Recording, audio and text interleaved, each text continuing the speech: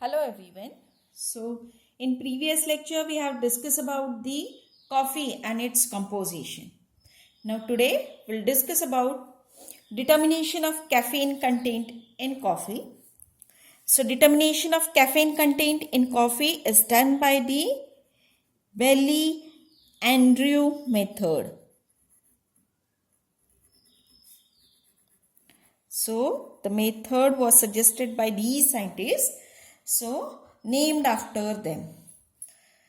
Now this is somewhat lengthy as well as tedious method. So we'll discuss it. So in this method, very first, weigh accurately 5 gram of sample. So you have to weigh exactly 5 gram of sample.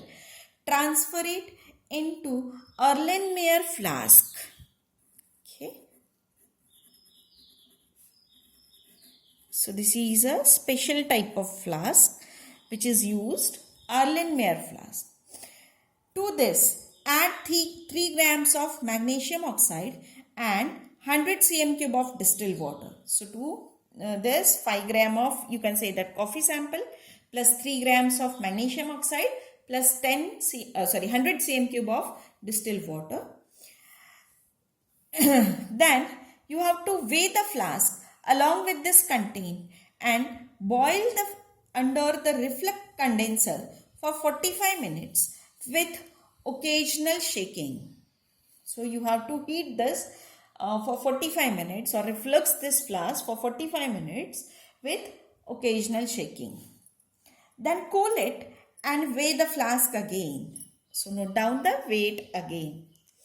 Add the water till original weight is obtained. So suppose original weight is, say it is say 110, then you have to add the water till you will get the original you can say that weight. Okay.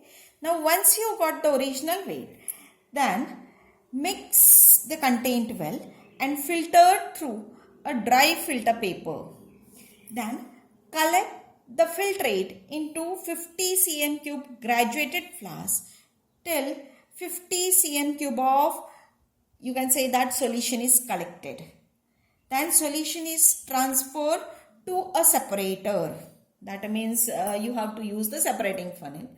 Wash graduated flask with 2 cm cube of distilled water and add washings to the separator. That means complete you have to transfer to the separator. Along with that you have to transfer the washings also. Now to this, add 4 cm cube of dilute H2SO4, that is sulfuric acid, and extract with 10 cm cube of 5 portions of carbon tetrachloride, shaking vigorously for 1 minute for each extraction.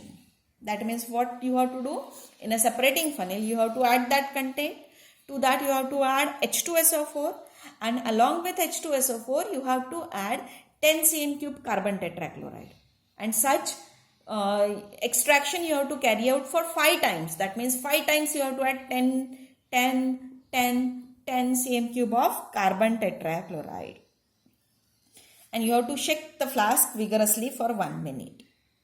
Then what will happen when you are going to shake it well? At that time you will get homogeneous mixture. Then allow to stand the separating funnel for few minutes. What will happen? The emulsion will break. Then drain carbon tetrachloride through cotton plug into 100 cm cube of Jadal flask. So generally you might have heard this Jadal flask.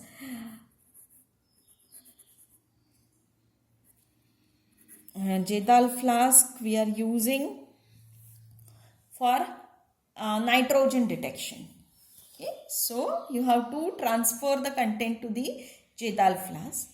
Extract the KOH solution with 5 cm cube of carbon tetrachloride and add it to Jadal flask. Now to the Jadal flask, add 0.5 gram of potassium sulfate, that is K2SO4, and 40 milligram of HgO, that is mercury oxide. Rinse down the neck of the flask with 3 cm cube of carbon tetrachloride and place the flask on a digestion rack and concentrate chloroform to about 20 cm cube. Distill off chloroform, that is carbon tetrachloride, and add 0.1 cm cube of H2SO4.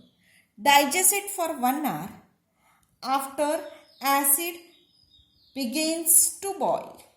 Then cool it and add minimum quantity of water to dissolve the solids. Cool and place thin film of Vaseline at the rim of the flask. That means you have to apply the thin film of Vaseline, or you can say that silica gel, to the rim of the flask. Transfer this to the distillation flask. Rinse the flask 5 to 6 times with 1 to 2 cm cube of water and transfer all the washings to the distillation flask. Now place the beaker containing known quantity of standard H2SO4. Generally standard H2SO4 is 0.05 normal. Then add 6 cm cube of concentrated NaOH solution through the sides so that it does not get mixed. That means you have to add the NaOH carefully through the inner wall of container so that it will not get mixed with the contained. Then assemble the flask in such a way that the dip tube extends well within the standard H2SO4 solution. Then mix the content of distillation flask and distill until all ammonia has passed over into the that standard H2SO4. Stop heating and immediately detach the flask from the condenser. Rinse the condenser thoroughly with water. Wash the dip tube thoroughly so that all the traces of the condenser will transfer to the beaker. Then add methyl red indicator to it and titrate it with standard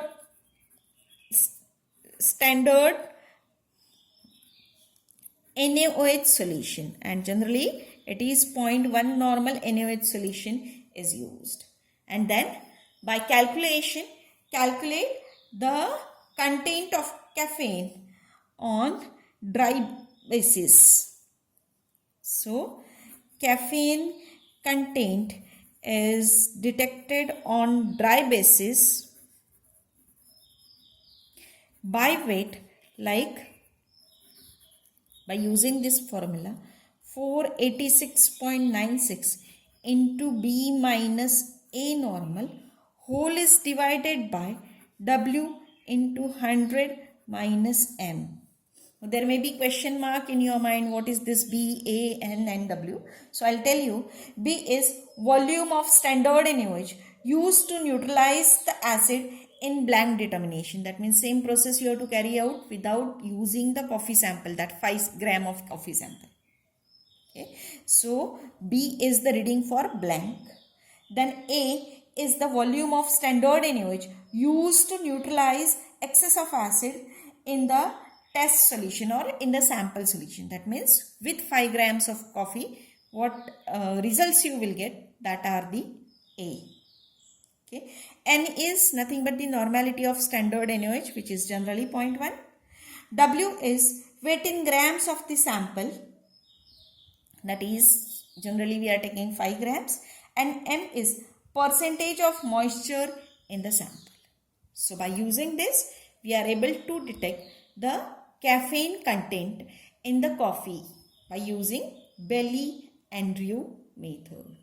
So now we'll discuss the role of chicory and adulterants in next lecture. Thank you.